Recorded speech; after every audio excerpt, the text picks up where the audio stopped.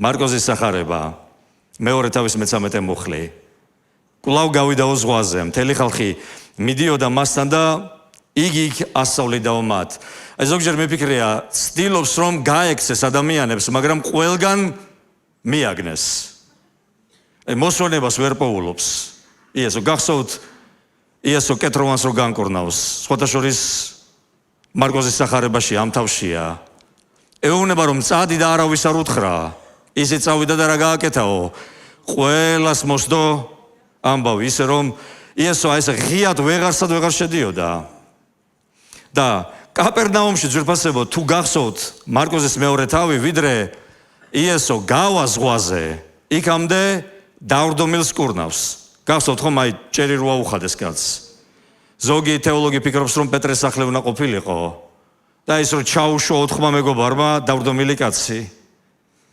ამის მერე იესო გადის ზღვაზე და შემდეგ ისევ ბრუნდება და ნახეთ რა წერია მე-14 მუხლში.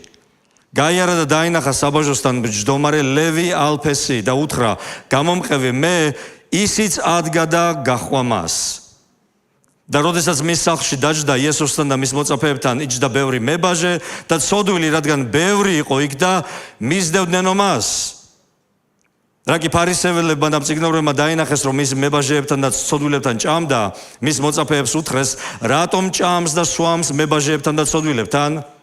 მოესმარა ეს, იესომ უთხრა მათ, კურნალი ჯანსაღებს კი არა ავადმყოფებს სჭირდებათ. მართალთა კი არა ცოდვილთა მოსაწოდებლად მოვედი. ისეთ როგორი საინტერესო ეპიზოდია ეს. ეხლა საინტერესო იმიტომ არის ძვირფასებო რომ თვითონ მათე აი ლევი, რომელიც მათი არის. თავის სახარებაში, როდესაც თავის სახარებას წერს, აი ამ ეპიზოდს, როდესაც აღწერს, მათი არ ამბობს რომ დაინახა საბაჟოსთან მჯდომი ლევი. მათე იცით რას ამბობს? დაინახა საბაჟოსთან მჯდომი მათე.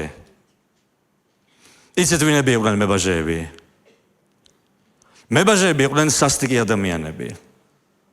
იცით ძვირფასებო, მებაჟე თუ შენ სახლში შემოვიდოდა აი ამ პერიოდში, სახლი გაგიუწმინდურდებოდა და განწმენდის რიტუალი უნდა ჩაგეტარებინა. იცით ძვირფასებო, აი ამ პერიოდში მებაჟეები შედარებულები იყვნენ მკვლელებთან, მრუშებთან და ქურდებთან. იცით მიშნა და თალმუდი. მიშნაში იცით რა წერია? რას ასწავლიდნენ რაბინები? გასაოცარი იყო ჩემთვის. თუ მებაჟემ ბაჟის ამოღება მოინდომა შენგან და მოატყუებ მას, ეს ცოდვაში არ გეთვლებაო. როგორი ამბავია? იცით ისტორიას რო გადაავლებთ თვალს, ისტორიაში არც ერთი მებაჟესთვის ძეგლი არავის არ დაუდგავს. არავის არ უყვარს მებაჟეები. და თუ ესეც არ არის დამაჯერებელი თქვენთვის, იესო ამბობდა თვითონ, თუ შენი ძმა შესწოდავს, წადი და ამხილე. თუ არა და მიიყვანეო მეორე ძმა, თუ არ მოგისმინა, ეკლესიას უთხარიო და თუ არ მოგისმენს, იყო შენთვის როგორც რაო, წარმართი და მებაჟე. იცით, მებაჟეები ლიცენზიას ყიდულობდნენ რომისაგან, ამიტომ იყო რომ არავის არ უყვარდათ მებაჟეები. აი რომის ადგილობრივი მმართველი მებაჟეს აძლევდა ლიცენზიას, უწესებდა გარკვეულ გადასახადს და გადასახადები იყო უამრავი. გადასახადები იყო ბადეზე, ნავზე, ურიკაზეც კი. რამდენი ბორბალი ქონდა შენს ურიკას. და აი ასე ძვირფასებო ადამიანები ძარცვავდნენ თავიანთ თვისტომებს. გახსოვთ მებაჟე ზაქე. აი ტანდაბალი კაცი რო იყო. ხეზე რო ავიდა იესოს დანახვა რო უნდოდა. ის საერთოდ მებაჟეთა უფროსი იყო. გახსოვთ ხომ ძვირფასებო? იესო რო ჭამს მასთან და მის სახლში არის, გახსოვთ რა თქვა ზაქემ? ჩემი ქონების ნახევარს ღარიბებს მივცემ და თუ ვინმეს რამე წავართვი რაო, 4 მაგად გადავხდი. ნეტა რამდენს შოულობდნენ, რომ ღარიბებს ნახევარი მისცა, ვისაც რა წაართო 4 მაგად გადაუხადა და კიდე დარჩა. მაგრამ ასეთი ადამიანები იყვნენ მებაჟეები. არავის არ უყვარდა ისინი. და სიტყვა ლევი ძვირფასებო, თეოლოგების უმეტესობა ამბობს, რომ ლევი იმიტომ ერქვა, რომ ლევის ტომიდან იყო ეს კაცი. ბენიამინის ტომელი არ არქმევდა თავის შვილს ლევის, იმიტომ რომ ყველა თავისი ტომით ამაყობდა და იცით რამდენი ვიფიქრე ამაზე. როგორ შეიძლება კაცი, რომელიც მღვდლად იყო მოწოდებული, მებაჟეთ აღმოჩნდა. მებაჟეთ აღმოჩნდა ძვირფასებო. და იესოზე წერია, რომ იესომ დაინახა ლევი. როგორ ფიქრობთ, იესოს სჭირდებოდა აი ესე ლევის დანახვა? მე მომწონს მათეს განმარტება, მათე დამინახაო და არა ლევიო. და იცით ძვირფასებო, კარგად რომ გავიგოთ, ერთი მაგალითი მინდა მოგიყვანოთ.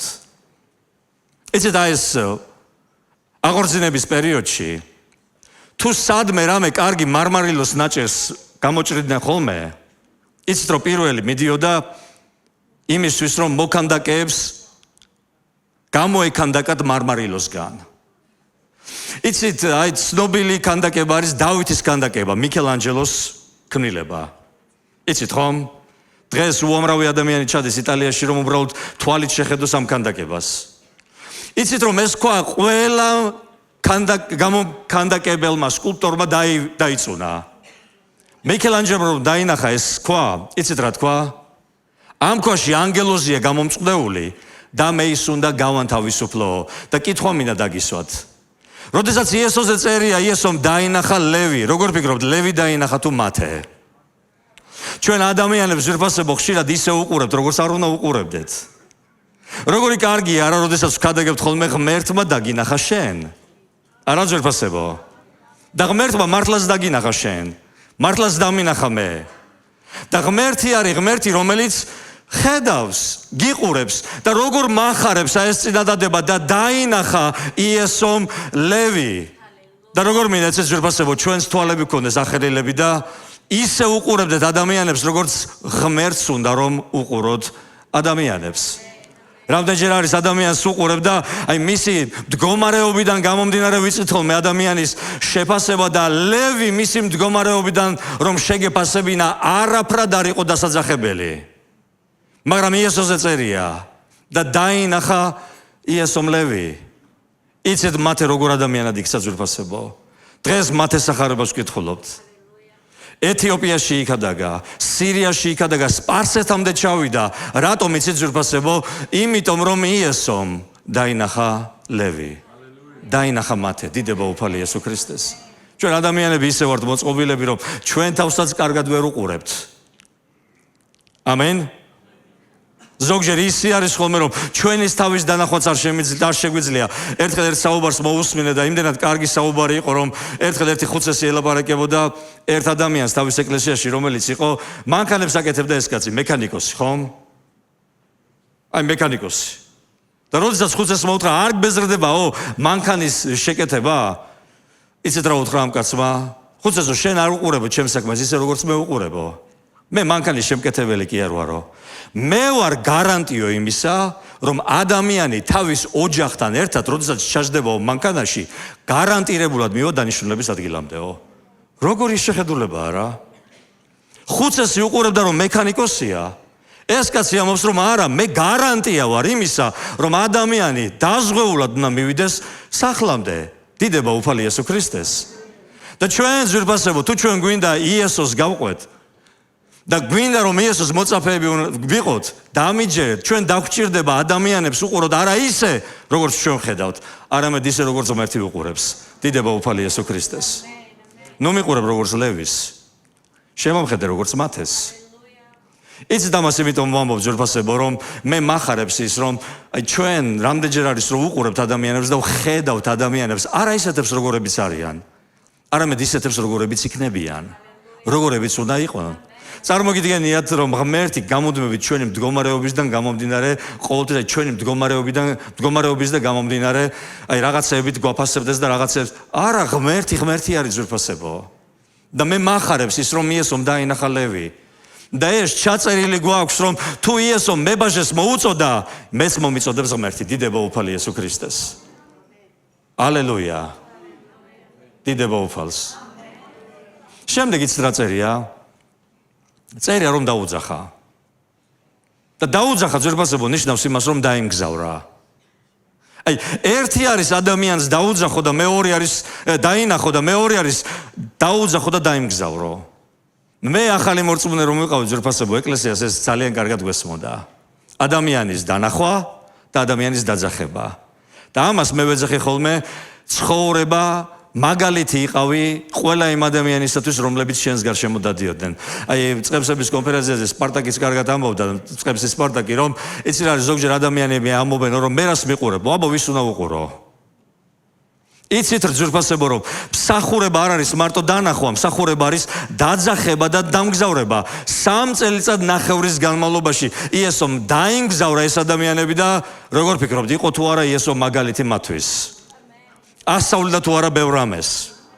იცით პირველივე გაკვეთილი აი იქვე ჩაუტარა, როდესაც ბუზღუნებდნენ ფარისევლები და მწიგნობრები, იესომ უთხრა მკურნალი ჯანმრთელებს კი არა ავადმყოფებს სჭირდება. დიდება უფალი იესო ქრისტეს. გახსოვთ 70 რო გააგზავნა და რო დაბრუნდნენ და გახარებულები რომ იყვნენ, უფალო შენი სახელით ეშმაკებიც კი გვემორჩილებიან და იესომ კიდევ გაკვეთილი ჩაუტარა. იმაზე ნუხარობთ რომ ეშმაკები გემორჩილებიან. არამედ იხარეთ რომ თქვენი სახელები ჩაწერილია სიცოცხლის წიგნში. ჩვენ ახლა თვალები რომ მაგვეხილოს და ჩვენი სახელები დავინახოთ სიცოცხლის წიგნში, აქ ახლა ვერავინ ვერ გაგვეშერებდა. აქ იქნებოდა სიხარული, დღესასწაული, ტაში, ზეიმი და იცით რისთვის დაგვაყენა ღმერთმა მხადაგებლები, ხანდახან შეგახსენოთ თქვენს და ჩვენ თავებსაც. გაიხარეთ იმიტომ რომ თქვენი სახელები ჩაწერილია სიცოცხლის წიგნში. ერთ დღეს წიგნები გადაიშლება. გამოცხადების წიგნი ამბობს და კიდე ერთი წიგნი გადაიშლებაო. და ვისი სახელიც იმ წიგნში არ არის, გასამართლდება. მაგრამ ჩვენი სახელები სიცოცხლის წიგნში ჩაწერილი რატომ იცით? იმიტომ რომ დაგვინახა და რომ დაგვინახა, დაგვიგზახა და დაგვიმგზავრა. დიდება უფალი იესო ქრისტეს. მე იმ მსახურებაზეც ვახსენე, ეხლაც ვერ გამექცევა, გოგი არ ვიცი აქ არის თუ არა. გოგი, ბესო სულთან გვატარებდნენ ყველგან. და მართლაც მაგალითები იყვნენ იმისა, რომ მაგალითები იყვნენ მსახურებისა. გვასწავლიდნენ როგორ გვემსახურა მაგალითით. ზოგჯერ ეს მაგალითი ღამის 3 საათამდე გაიწელებოდა ხოლმე.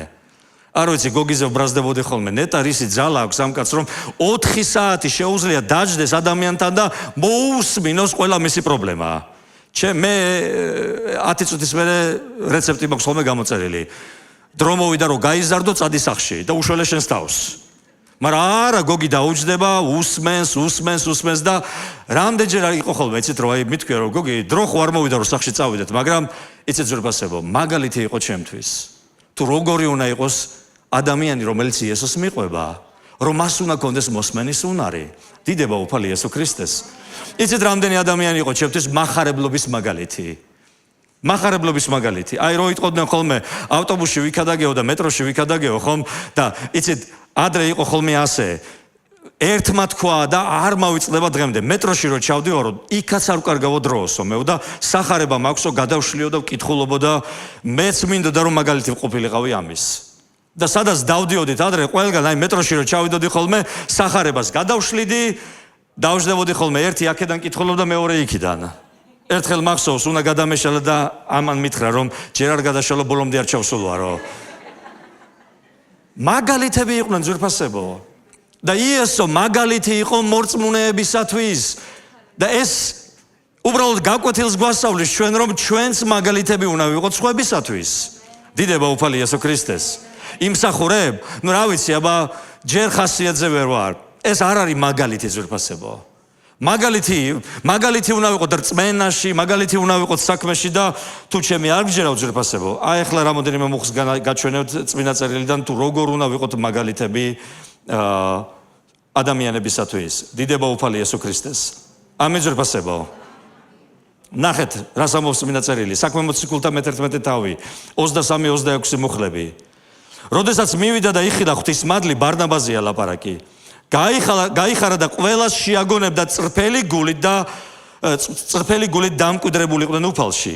და ნახეთ ძვირფასებო, კეთილი კაცი იყო იგი, სული წმინდით და რწმენით ახსავსე. ამიტომ მრავალი ხალხი შეემატა უფალს. ამის შემდეგ ტარსუსში წავიდა. რა კარგი არა რომ ასეთი ადამიანი იყო. წარმოგიდგენიათ ბარნაბაზე რომ დაწერილი იყო, ერთი ბოროტი და უვარგისი კაცი იყო ბარნაბა.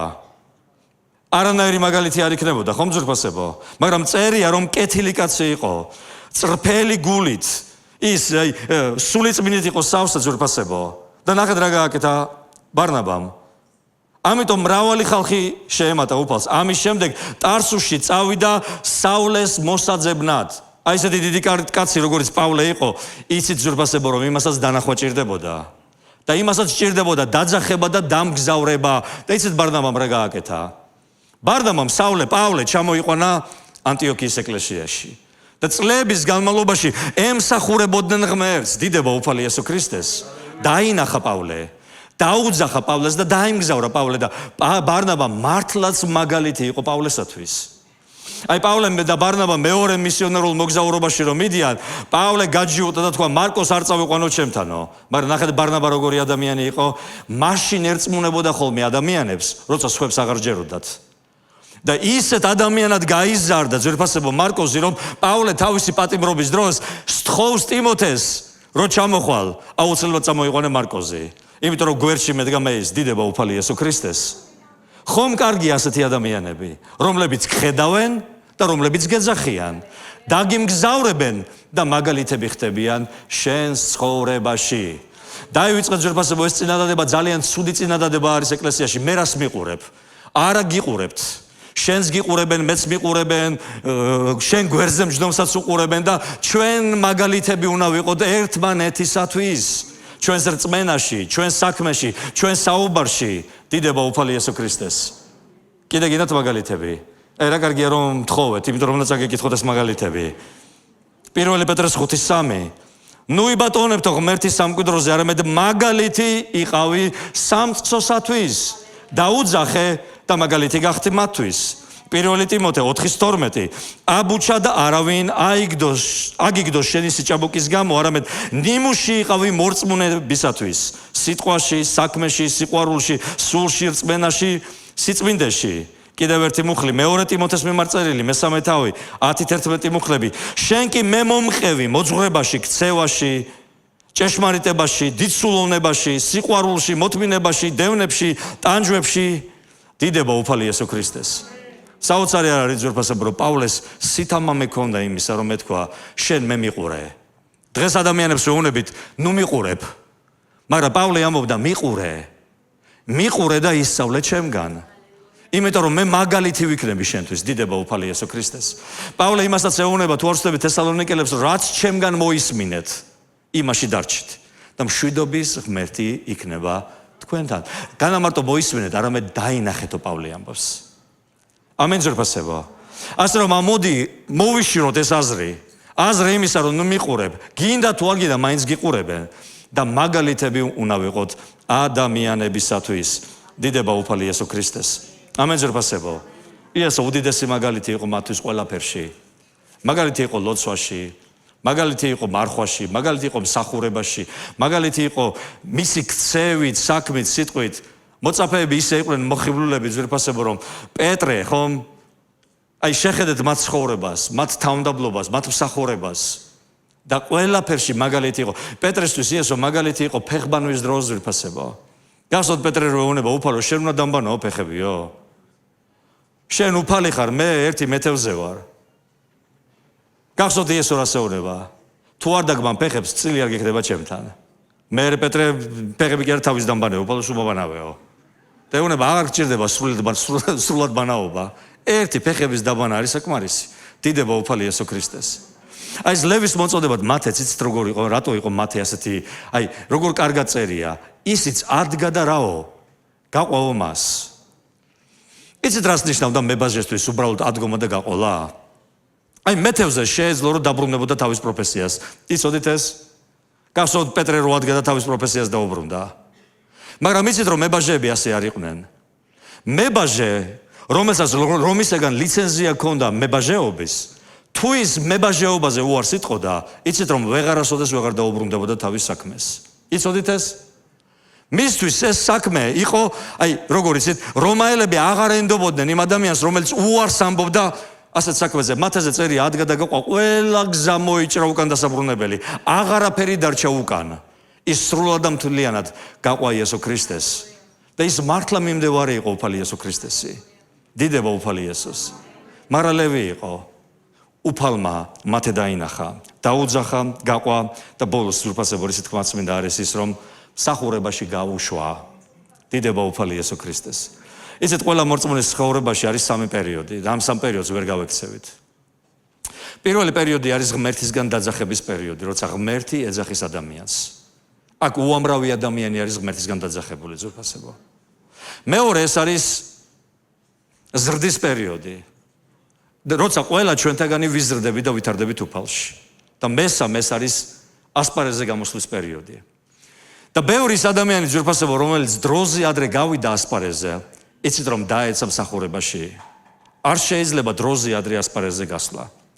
იესო ზუსტად იცოდა რომ 3 წელიწად ნახევარი ჭირდებოდათ მათ იმისთვის რომ ისინი მზად ყოფილიყვნენ იმისათვის რომ ემსახურათ ღმერთისათვის.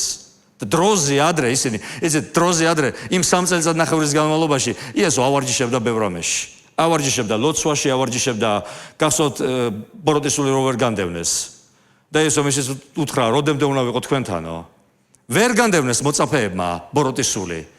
და იესო ასწავლიდა და თავისი მაგალითით როგორი ცხოვრებით უნდა ეცხოვრათ, რა უნდა ეკეთებინათ, როგორ უნდა მომსახურებოდნენ ღმერთს და ადამიანებს და დაადგა პერიოდი, როდესაც ისინი ასპარეზზე გავიდნენ და წავიდნენ მსახურებისთვის. და ნახეთ ძვირფასებო, მათე სახარების 21 თავი ისევ ეს მათე, ნახეთ რა წერს. 11 მოწაფე კი გალილეას წავიდა. იმ მთაზე იესო რომ დაუთქვა მათ, ნახეს იგი და თაყვანის წეს.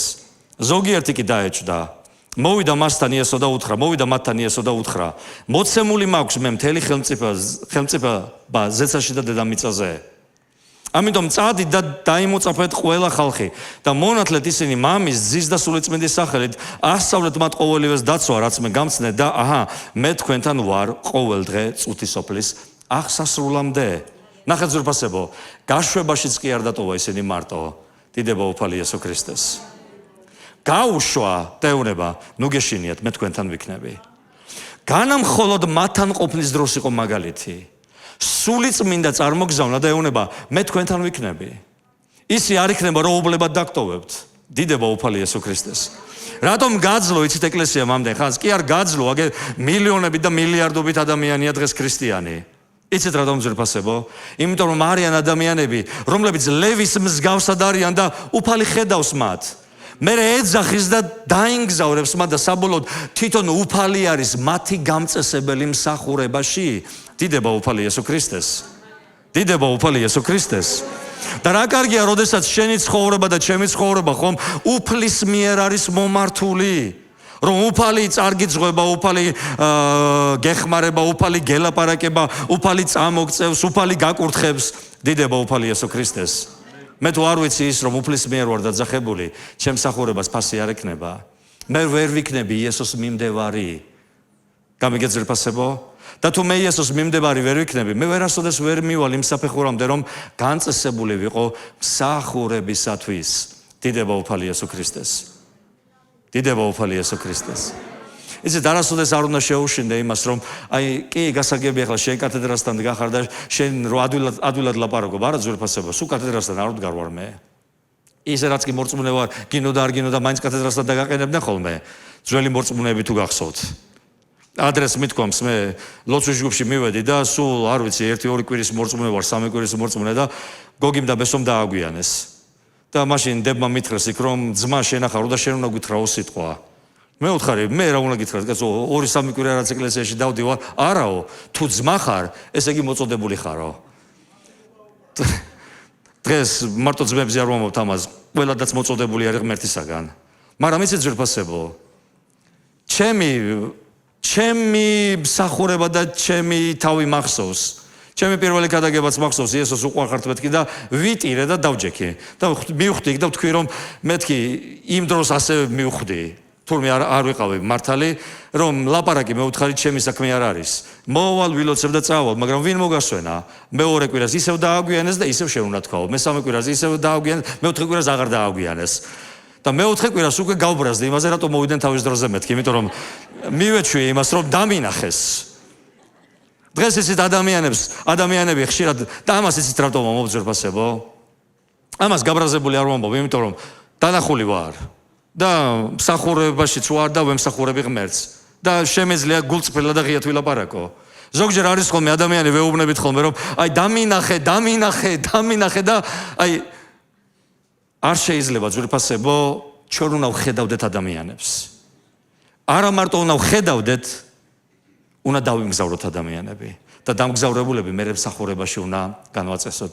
იცით, აი დიდ მომსახურებმა იციან ხოლმე. თუ ადამიანი არ ვარგა, ზოგჯერ ეს ჩვენი ბრალიც არის.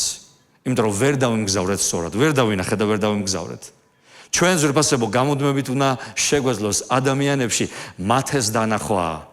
იმის და მივიხედავთ რომ თვითონ იესო ამბობს იყოს და შეთვის როგორც წარმართი და მებაჟეო, ხომ? წარმოგიდგენიათ რა კატეგორიის ადამიანები იყვნენ? ის მაინც ადამიანებში ისეთ რამეს ხედავდა, რასაც ხვები ვერ ხედავენ.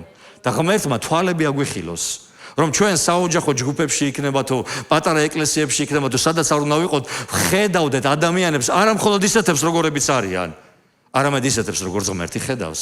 რა დასანახი იყო მოსე? 80 წლის მისი ძმა არონი 83 წლის. ამის სიდებზე ბრუკლინში რო ვიყავით ეკლესიაში, რამოდენიმე მოხუცი დაიყო და არის იქ და იქ ვეუბნებოდი იმას, რომ იცით რატომ ჩაგვიწერა ღმერთმა, რომ 80 წლის იყო მოსე და 83 წლის არონი, რომ არც ერთმა ასაკოვანმა ადამიანმა არ თქვას, რომ ღმერთი ვეღარ მხედავს მე, ღმერთი გხედავს შენ. და ღმერთი გეძახის შენ. უფრო მეტიც, არა მხოლოდ გეძახის, არამედ უნდა რომ დაგიმგზავროს. გასწავლოს იზრდებოდე და მსახურებაშიც განგაწესოს. დიდება უფალი იესო ქრისტეს. ამენ. მაგრამ ამას წინ სწრაფად ხშირად არა მარტო ღმერთის მიერ ჩვენი დანახვა, არამედ შენც უნდა უყუროს შენს თავს ისე, როგორც დაძახებულ ადამიანს. დიდება უფალი იესო ქრისტეს. 80 და 83 წლის. რა დასაძახებელი იყო ხო ადამიანურად? თან მოსი ამბობს რომ უფალო ლაპარაკიც კი არ შემიძლიაო მე. და მე ახალი მორწმუნე რო ვიყავი, მეგონა მოსეს უასეთი იყო, რომ ბავშვობიდან ვერ ლაპარაკობდა. სანამ არ წავიკითხე საქმე მოციქულთა წიგნი. სადაც საქმე მოციქულთაში იცით რა წერია ძვირფასებო, რომ მოსე ძლიერი იყო სიტყვაში და საქმეშიო. ის მხოლოდ საქმეში კი არ იყო ძლიერი, სიტყვაშიც ძალიან ესეთი მჭექარი ადამიანი ყოფილა, მაგრამ ასაკში შევიდა მოსე 80 წელი და ღმერთმა უთხრა, აი ახლა ხარ მზად. მე არ ვიცი შენსა და ჩემს ცხოვრებაში როდის მოვა ის პერიოდი, როცა აი ღმერთი იტყვის რომ აი ახლა ხარ მზად, მაგრამ ერთი რამე შემიძლია გარანტირებულად გითხრათ, რომ ახლა ჟამია იმისა, რომ დავემგზავროთ უფალს. ამენ ძვირფასებო. მასთან ერთად ვიაროთ, მისგან მოვისმინოთ და მისგან ვისწავლოთ. დიდება უფალი იესო ქრისტეს. ზოგჯერ ვამბობთ ხოლმე, უფალო, აი კიდევ ეკლესიაში წასვლა, კიდევ მსახურებაზე მისვლა, კიდევ წაკითხვა, კიდევ აი გათენდა და ის ტელევიზორი ჩავრთო თუ არა ძვირფასებო, აიღე ეს წიგნი. იმიტომ რომ შენი ცხოვრება ძვირფასებო არის, შენი და ჩემი ცხოვრებაც არის მომზადების პერიოდი.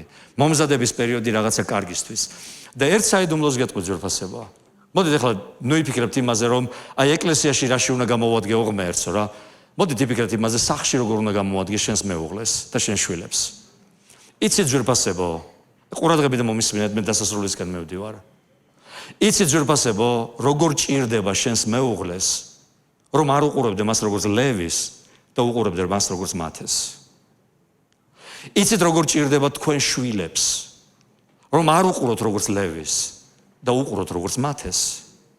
ერთხელ მახსოვს, იცით, ბევრმა თქვენთაგანმა რომ ჩემი, რა ვიცი, ახალგაზრდული წლები გავატარე კარლ გუსტავთან ერთად აქეთ-იქით ქადაგებაში. ჩემი შვილი ანი 4 წლის ხდებოდა თუ არ ვშლები და არ ლაპარაკობდა. რაღაცები დაღლელები ვიყავით. და ცოტა არ იყოს ნერვიულობა შემომეპარა. რომ ეხლა ნერვიულობ რა, რომ და კარლ გუსტავს უთხარი რომ მე ვთხარი არ ლაპარაკობს ჩემი შვილი და ასე და ისე და აი შფოთვა ხო იცი, არ მყავდა ისეთი დაქირავებული რომ შფოთვა გადამებარებინა. მისთვის და მე ვშფოთავდი. და კარლ გუსტავმა მითხრა, კოტე, ნუ უყურებ შენ შვილს ასე, შეიცვალე ხედვა. უყურე შენ შვილს ისე რომ ის გამართულად ლაპარაკობს. როცა ლოცულობ, ილაპარაკე ის რომ ილოცე ისე როგორც ნუ უყურებ როგორც ლევის, უყურე როგორც მათეს. დიდება უფალი იესო ქრისტეს. ისე ლაპარაკობს ვეღარ ვაჩვენებთ. უნივერსიტეტი წარსულმა დაამთავრა, დღეს კარგ სამსახურში არის. ნუ უყურებ ადამიანს და შენს თავს ისე როგორც აი ერთი ქვის დაჭერი ვარ და რამე შველება. მიკელანჯელომ ასეთი რამე თქვა, ანგელოზია ამ ქვაში დატყვევებული და მე ის უნდა გავანთავისუფლო და დამიჯერე ძვირფასებო. ღმერთის ხედვა შენდამი და ჩემდამი ხომ განსხვავდება ჩვენი ხედვისაგან საკუთარი თავის მიმართ, და ერთმანეთის მიმართ. ღმერთს უნდა რომ რაღაცა დიდებული მოახდინოს შენსა და ჩვენს ცხოვრებაში. ამენ ძვირფასებო. ერთ მაგალითსაც გეტყვით, პეტრე აიღეთ მაგალითად, რა დასაძახებელი პეტრე იყო. ყველაფერში იყო იცით, პირველი იყო ხოლმე. უარყოფაში პირველი, წყალზე გადასვლაში პირველი, ფეხბანვაში პირველი, ვერ აჩუმებდნენ რა მოკლედ. იცით სიტყვა სიმონი რას ნიშნავს ებრაულად? მოსმენას. დაუძახა მოსმენას და მოსმენის გარდა ყველაფერი იცოდა მკაცმა. უფრო მეც ლაპარაკობდა ვიდრე ისმენდა. გახსოვთ ხომ ფერი ცვალების მთაზე. ან ვინ ეუნებოდა რამე თქვიო. უფალო რა კარგია ჩვენი აქ ყოფნა, ესურნი გაჩვენებულები არიან. რა კარგია ჩვენი აქ ყოფნა, მოდი სამი კარავი გავაკეთოთ, ერთი შენ, ერთი მოსეს და ერთი ელიას და ღმერთმა უთხრა, მე ეს ყველაფერი იმიტომ არ გავაკეთე, ეს არისო ჩემი საყვარელი ძე, მოსე და ელი არის რჯული და წინასწარმეტყველნი და ეს წარმავალია, ეს არის ჩემი საყვარელი ძე, მას უსმინეთ, ახალი აღთქმა უნდა მოგცეთ მე. დიდება უფალი იესო ქრისტეს. მაგრამ ასეთი იყო სიმონი ნიშნავს მოსმენას, მაგრამ ეუნება რომ პეტრე იქნები. ქვა.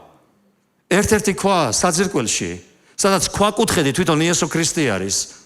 და იცით ძვირფასებო, ნახეთ რამხელა ეკლესია შენდება მოციქულებზე და წინასწარმეტყველებზე, სადაც თვითონ იესოა ქვაკუთხედი. პეტრე, ხომ? ნახეთ როგორია, მეთევზია, მაგრამ საქმმოციქულთა წიგნში თუ წაიკითხავთ პეტრეს ქადაგებას, იცით რომ თეოლოგიური შედევრია. იცოდით ეს? პეტრეს ქადაგება არის თეოლოგიური შედევრი.